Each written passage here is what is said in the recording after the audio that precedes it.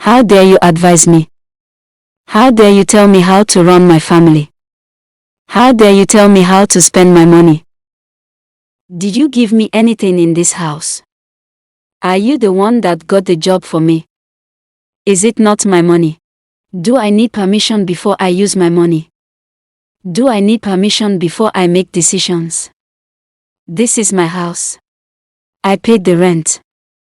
So anybody that does not like what is happening here should leave. There was a man named Obi. He was in his 40s, calm and responsible. Obi got married in his late 30s, at a time when many people had already started asking questions and whispering about why he was still single.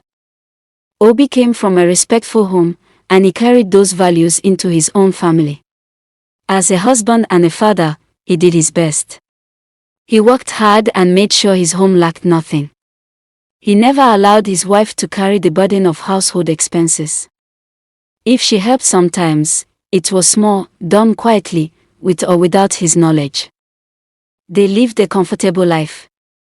Not a life of luxury, but one with peace, food on the table, and understanding between husband and wife. Since the day Obi got married, his mother had been living with them. It was not planned to cause problems. It was necessary. Obi's mother suffered from depression and trusted only one person in the whole world, her son. She had been living with Obi long before he married.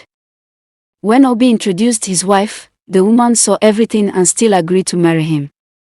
She knew his mother would always be part of their lives. Instead of complaining, she accepted it. With time, Obi's mother grew to love her because she treated her with patience and kindness. Despite her depression, Obi's mother tried her best not to cause trouble in the home.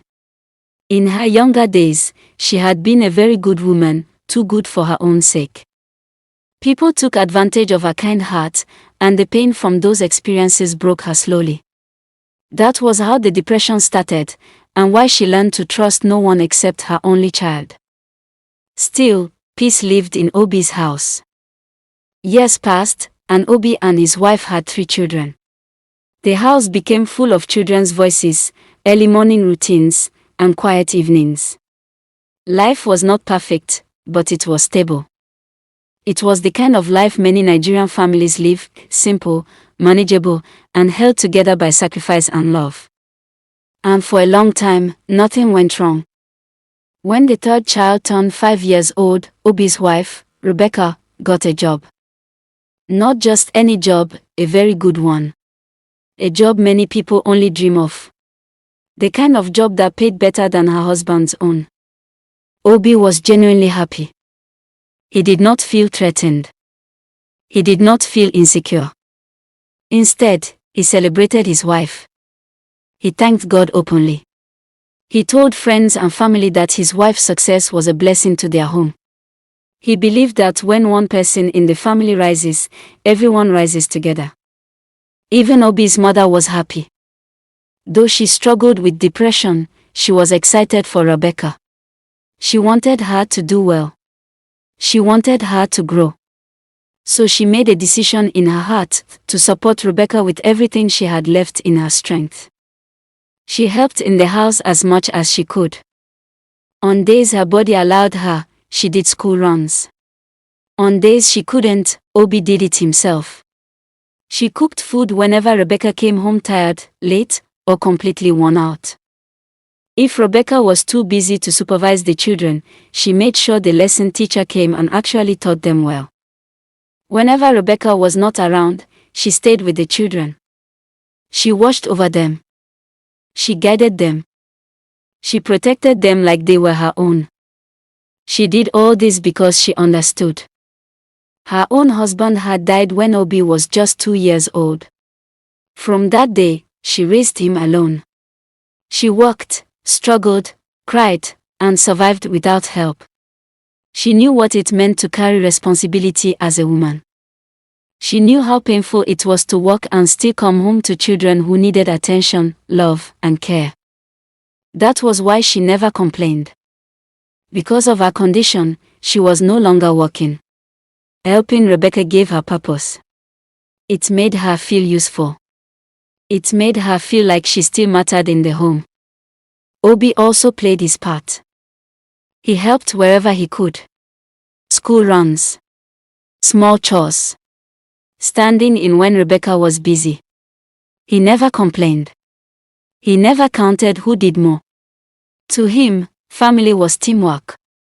Everything they did was to make work easy for Rebecca. Everything was done in love. Everything was done with a clean heart. But what Obi and his mother did not know, what they never imagined, was that Rebecca's heart was nothing like theirs. While they were sacrificing, Rebecca was changing. And that change would soon shake the peace of the home. The first real sign came quietly.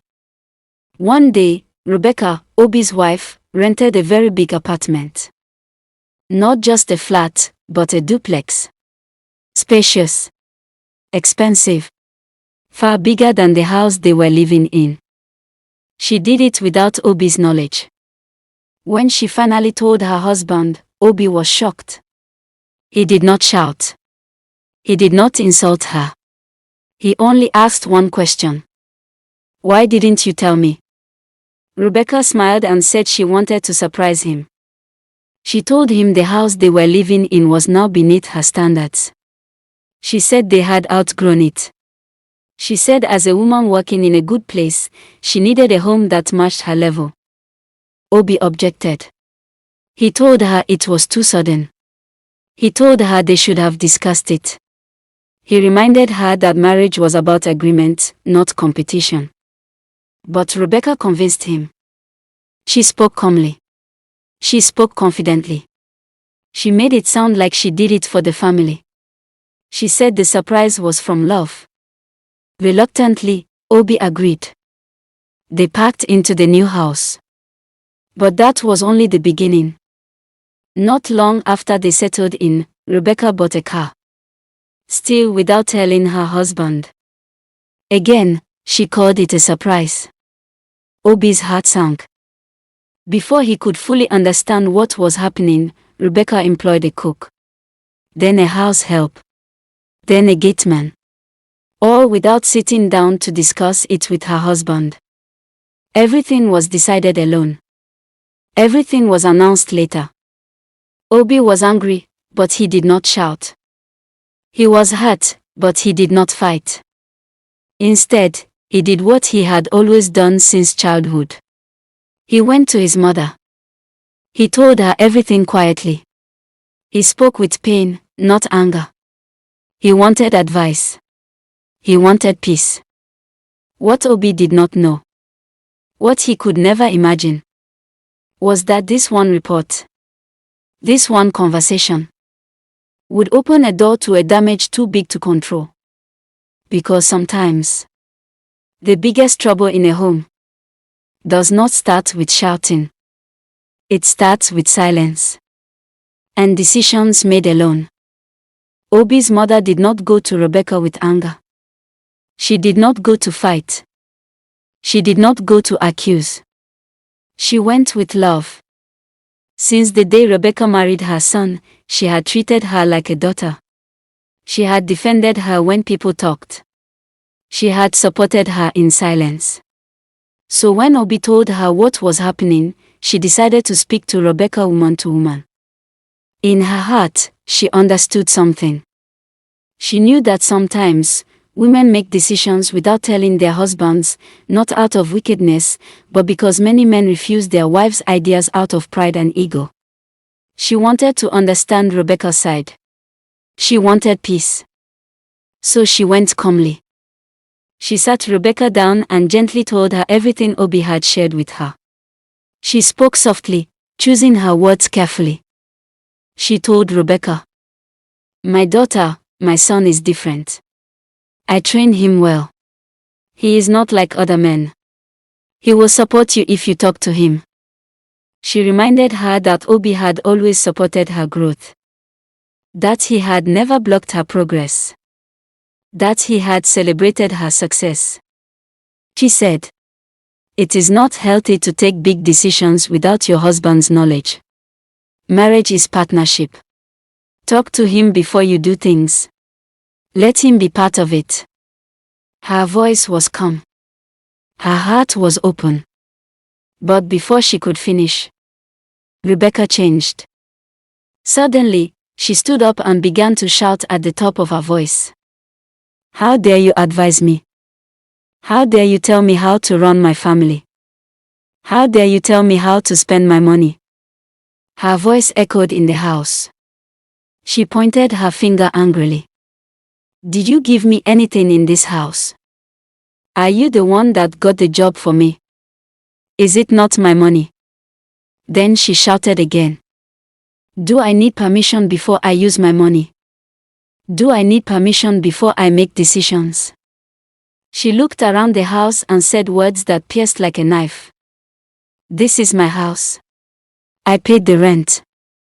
So anybody that does not like what is happening here should leave. The room went silent. Obi's mother could not speak. The same woman she helped. The same woman she cooked for. The same woman she supported when no one else could. Her hands began to shake. Her heart broke quietly. She did not shout back. She did not insult her. She did not curse her. She only stood up and walked away. That night, Obi's mother cried. Not because of money. Not because of the house. But because respect had died. And Obi did not know yet that the report he made in pain had now turned into a wound that would never fully heal. That night, when Obi returned from work, the house was not calm. Rebecca did not wait for greetings. She did not wait for explanations. She confronted him immediately. Her voice was sharp. Her words were cruel. She called him names. Mommy's boy. Small boy. A man that is not man enough to handle his own family problems. Each word hit Obi like a slap. She asked him why he ran to report her to his mother. Why he could not talk to her first. Why he complained to his mother like a child instead of handling issues like a man. Obi tried to explain. He tried to calm her down. But Rebecca did not listen. She said words that froze the room. Your mother should leave this house. She is not useful here. That was when something snapped inside Obi. For the first time in a long while, he shouted. He told her clearly. My mother is not going anywhere. She lived with me before I married you. She is part of my life. Rebecca did not back down. She repeated it again and again, louder each time. I paid the house rent. This is my house. I decide who stays and who leaves. The argument continued. Voices rose. Doors slammed. Painful words filled the night. Nobody slept. From night till morning, the quarrel did not stop. The children had everything. They stayed quiet in their rooms, afraid to speak. The house felt heavy. When morning came, both Obi and Rebecca dressed up and left for work. The children went to school. The cook, the house help, and the gateman remained behind. No one noticed something important. No one noticed that Obi's mother had gone silent. The shouting, the insults, the rejection. They triggered her condition. Her depression returned with full force. That morning, Obi's mother did not bathe. She did not eat. She did not say a word. She only carried her handbag. Slowly, quietly, she walked out of the house. The house help saw her leave. The cook saw her pass. The gateman opened the gate for her. Nobody stopped her. Nobody asked where she was going. And she did not tell anyone. She just walked away. A woman who trusted only one person in the world. A woman whose heart had been broken again. Disappeared into the streets. And inside that big duplex. With cars, workers, and noise. Nobody knew that tragedy had just stepped outside the gate. It was later that evening when Obi returned from work. The house was unusually quiet. The children were back from school. The cook was in the kitchen. The house help was cleaning. The gateman stood outside. But something was missing. Obi looked around. "Where is my mother?" he asked casually. No one answered immediately. The house help exchanged looks with the cook. The cook looked down. The gateman shifted uncomfortably. Finally, the house help spoke, her voice shaking. "Sir, Mama left in the morning. She didn't say where she was going." Obi froze. "Went where?" he asked. Nobody knew. The gateman said he had opened the gate for her. She had walked out alone, carrying only her handbag. Without saying a word to anyone, Obi's heart began to race. He rushed to room. Her phone lay untouched on the bed. That was when panic truly took over. Obi knew his mother. She never went anywhere without telling him. She never walked out silently. His hands began to shake. He remembered the shouting, the insults, the words, "She should leave this house." They hit him like a thunderclap. Guilt surged inside him. Obi ran outside and started calling her name. "Mama! Mama!" No answer. He ran through the streets. He called neighbors. He checked bus stops, markets, every familiar corner. Still, nobody had seen her. Desperate, Obi went from one police station to another, reporting his mother missing. He gave descriptions, explained her fragile condition, and pleaded for help. He called family members. He called close friends. He asked everyone he knew if they had seen her, if anyone knew where she had gone. But no one had any information. Later, when Rebecca asked him what was wrong, Obi did not reply. It was the house help who spoke first, her voice hesitant and trembling. Mama is missing. She went out this morning and didn't say where she was going." Obi's chest tightened. His mind raced. He thought of the fight, the harsh words, the insults. He thought of how fragile his mother was and how much she had always sacrificed. Now she was gone. The children cried quietly, confused and scared. The cook and house help looked on, worried. The gateman stood silently at the gate. Obi sat down, exhausted. He could not sleep. He could not eat. All he could do was think. He thought of his mother, her path, her whereabouts, where she could have gone. And as the night stretched on, one thought kept returning to him. "Where is my mother?" The next day, Obi continued the search. He called friends, neighbors, and relatives again. He retraced streets, bus stops, and familiar corners. He visited police stations, asked for help, and left messages everywhere. Days turned into weeks. Weeks turned into months. But still, no one knew the way his mother had gone. No one knew where she had walked off to. 6 months later, Obi accepted a painful truth. His mother was gone. And perhaps, she would never return. He decided to try moving forward, as much as his heart could allow. Obi rented a small house, modest but enough for him to live quietly. He told Rebecca, "When you are ready, you can come and live with me. I will not force you. But I no longer want to stay in the duplex you rented." Rebecca said nothing. She stayed in her big duplex with the children, surrounded by her cook, house help, and gateman. Obi moved into his small house. Alone. He cooked for himself. He did school runs when he could. He lived simply, quietly, trying to piece together the fragments of a life that had been broken. But in the quiet of the night, he never stopped thinking about his mother. Her face. Her voice. The sacrifices she had made. The way she had trusted only him. And every day, Obi asked himself the same question. Where is my mother? He never found the answer. Life continued, but something in Obi's heart was missing. The house may have been full of walls, lights, and furniture, but the warmth, the presence, the love of his mother had disappeared. Rebecca lived her life in the big duplex. Obi lived his in a small house. And the woman who had been the heart of the home remained a mystery. A shadow that had vanished. A silence that never returned. And so, life went on.